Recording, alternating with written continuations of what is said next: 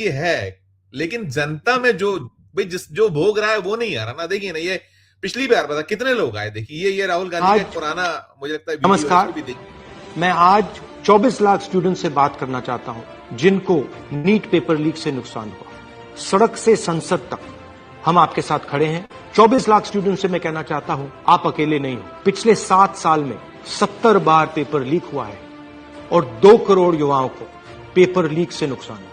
एक साथ हम ये लड़ाई लड़ेंगे और ये लड़ाई जीतेंगे। मेन इशू जो है वो हमारा पेपर लीक है। So it's not only about 24 lakh NEET students, it's about whole family. There was a digital leak also this time.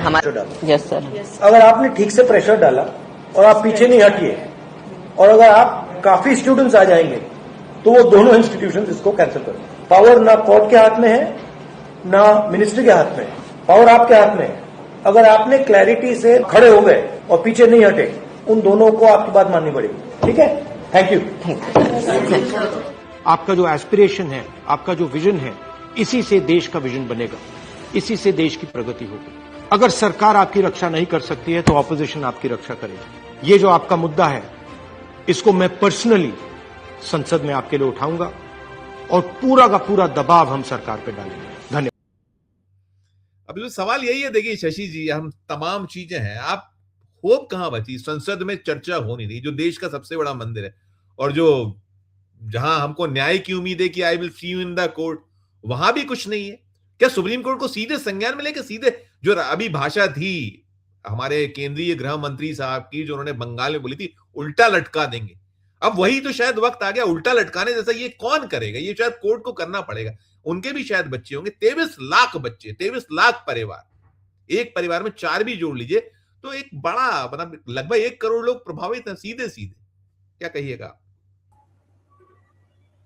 Sanjeev ji बिल्कुल सहमत है और कोई भी संवेदनशील व्यक्ति इस बात को लेकर परेशान हो जाएगा कि देश में लगातार 20-25 लाख बच्चे, नौजवान जो देश का भविष्य बना रहे पढ़े लिखे नौजवान हैं, उनके भविष्य को इस तरह से खराब किया जाता है ना, उनके भविष्य के साथ खिलवाड़ किया जाता है। और वो भी किसके द्वारा किया जा रहा है? तो सिस्टम के द्वारा, है ना। ऐसा सिस्टम जिसमें किसी भी तरह की जवाबदेही नहीं है, कोई जिम्मेदारी ही नहीं। अकाउंटेबिलिटी नाम का जो शब्द है वो 2014 से गायब हो चुका है। 2014 के पहले बहुत हम लोग सुनते थे, हम लोग आग्रह भी करते थे सड़कों पर, है ना।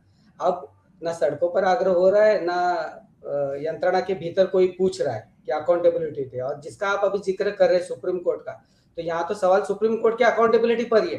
तो किससे उम्मीद करेंगे आप कि जब सुप्रीम कोर्ट में मामले इतने सारे पेंडिंग रहते हैं, बहुत ही संवेदनशील मामले, बहुत ही महत्वपूर्ण संवैधानिक क्राइसिस को लेकर जो मामले वो भी अगर पेंडिंग रखे जाते हैं, उसके भी नतीजे अगर गलत सलत आने लगते हैं, जो भी जजमेंट दिया जाता है, उसके बाद आप उम्मीद कहाँ रखेंगे? नहीं तो एकमात्र विकल्प क्या सड़कों पे होता रहा, यही है शायद अब आज की तारीख में।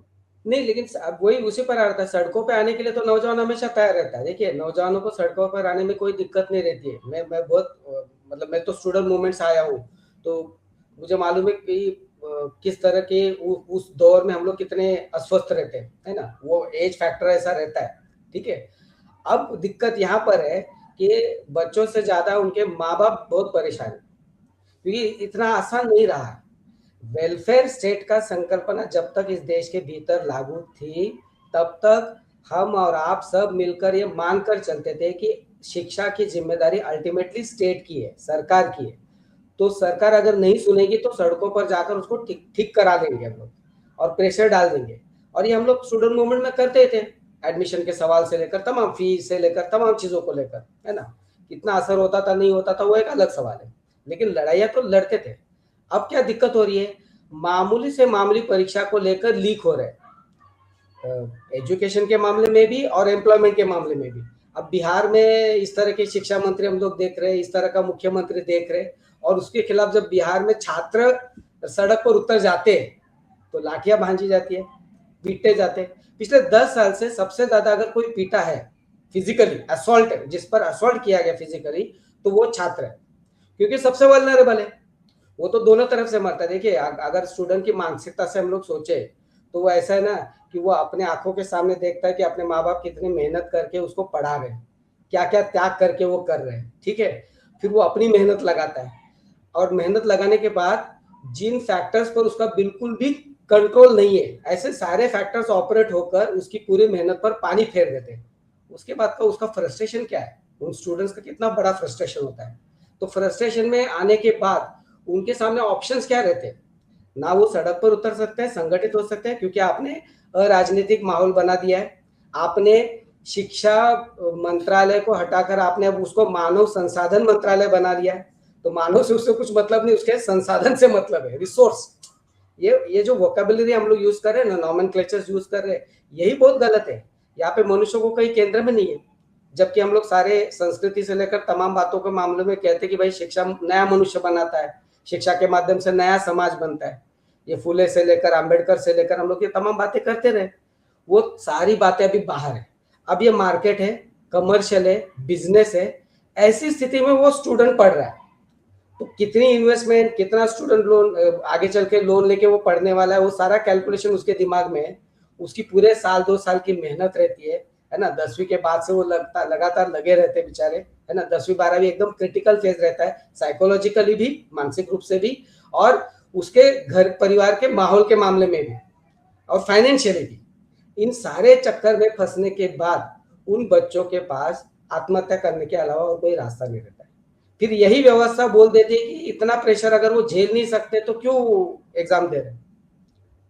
अब मैं तो ये उल्टा ये कहूँ, ये उल्टा कर लटकाने की जो बात चुनाव के समय ये अमित शाह वगैरह कर रहे थे, तो अभी तो मोदी मंत्रिमंडल के इन मंत्रियों को उल्टा लटकाने का समय मैंने वही कहा कि सुप्रीम कोर्ट को नहीं उल्टा लटका देना चाहिए, इन लोगों को लटकाना चाहिए। लेकिन सुप्रीम कोर्ट को कुछ पड़ी नहीं है ना, सुप्रीम कोर्ट को कुछ पड़ी नहीं है, व्यवस्था के भीतर किसी को कुछ पड़ी नहीं है, क्योंकि अकाउंटेबिलिटी कोई भी कहीं भी नहीं रख रहा है।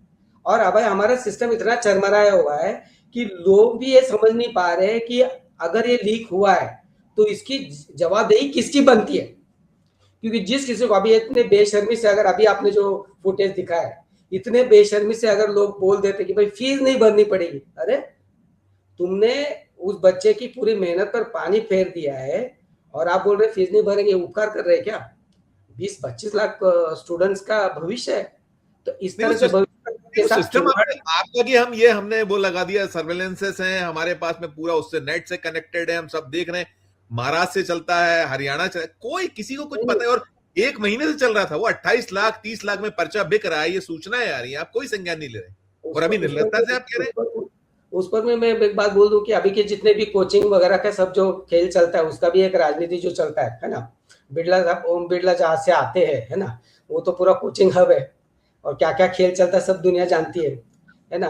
आपने जिन परीक्षा के जो सर्वेलेंस वगैरह की बात की, अब ऑनलाइन जो करने वाले लोग हैं, किसको ठेके मिलते हैं, किसकी कंपनियां रहती है, कौन ये कंडक्ट करते हैं, ये कॉन्ट्रैक्ट किसको जाते हैं, ये सारा अगर निकालना शुरू कर देंगे तो उसके सारे तार जो है ना, वो दिल्ली में बैठे हुए लोगों के साथ जुड़ेंगे। यही सब सर्कल है, यही वेस्टेड इंटरेस्ट है, वो सब कर रहा है। सवाल कहाँ है?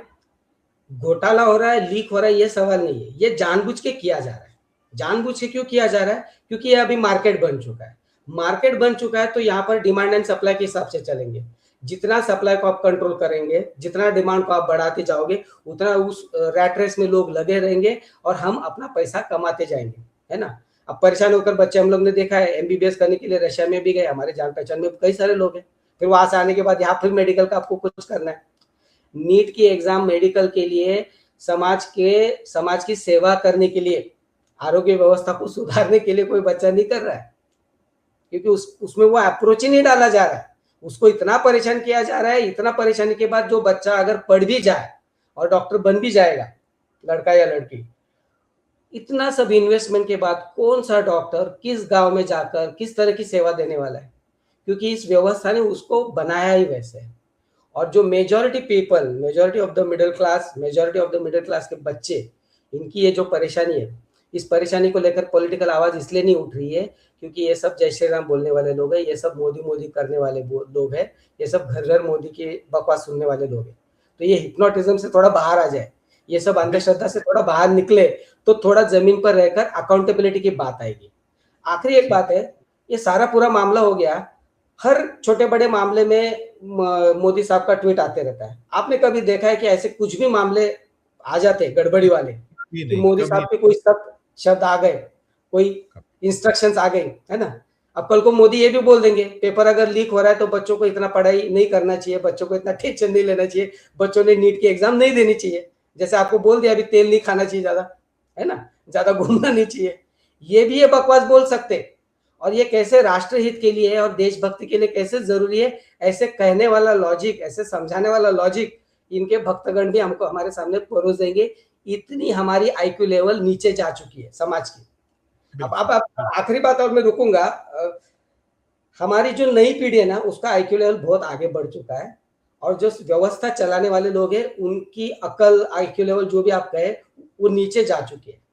व्यवहार के मामले में नई पीढ़ी बहुत भोली है, और व्यवहार के मामले में ये जो इनकी अकल कम है, आईक्यू लेवल कम है, वो बहुत शातिर है।